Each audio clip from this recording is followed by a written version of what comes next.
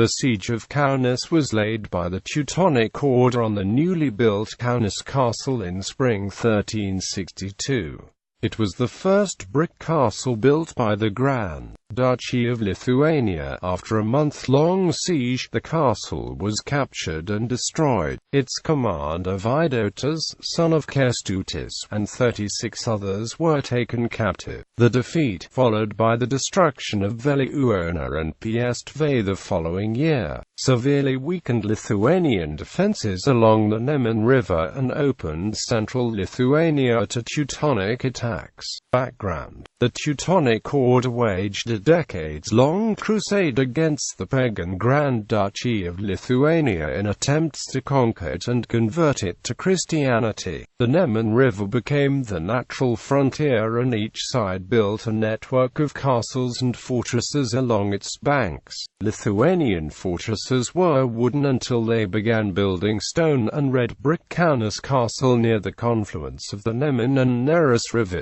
Siege. In 1361, the order sent Brother Henry of Skåningen on a reconnaissance mission to find out the size of the new castle so that an effective siege could be organized the next winter. That became the first mention of Kaunas Castle in written sources. The town of Kaunas was mentioned only in 1384.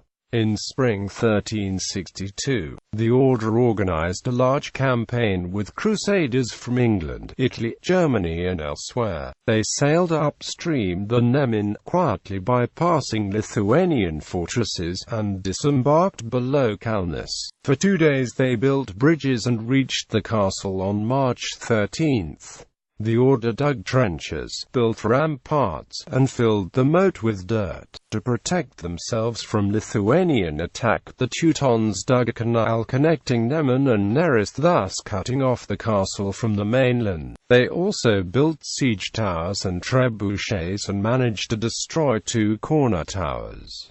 The defense was organized by Vaidotas, son of Kęstutis. The defenders shot arrows, pushed away siege engines, and even managed to build a tower by Neris and fire arrows upon the invaders. This tower was quickly destroyed and pulled down into the river. The knights kept pounding the outer walls, provoking the defenders out of the inner walls. The weakened outer wall collapsed, burying many defenders and attackers. The order continued attacking and destroying inner walls, but defenders would quickly repair the damage. On April 10, the order received reinforcements from the Livonian order and surrounded the castle on all sides. They succeeded in making a gap in the wall, but defenders stubbornly resisted. Kęstutis attempted to negotiate with headmaster Winrik von Niprode to no avail. Eventually, the inner wall collapsed, but defenders continued to resist. The attackers threw burning resin and wood soaked in sap, lighting inner wooden structures on fire. Remaining defenders attempted to break through, but Vaidotas and 36 men were captured.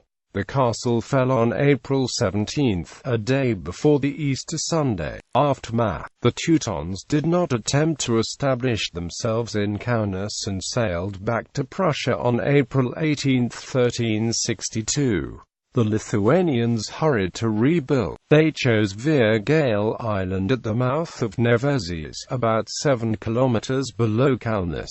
This new Kaunas was destroyed in April 1363 along with Vaidotas and Psv. This severely weakened Lithuanian defences along the Neman and started the most intense period of attacks towards central Lithuania, including Vilnius and Trakai. Kaunas Castle was rebuilt in 1368 on the foundations of the first inner wall.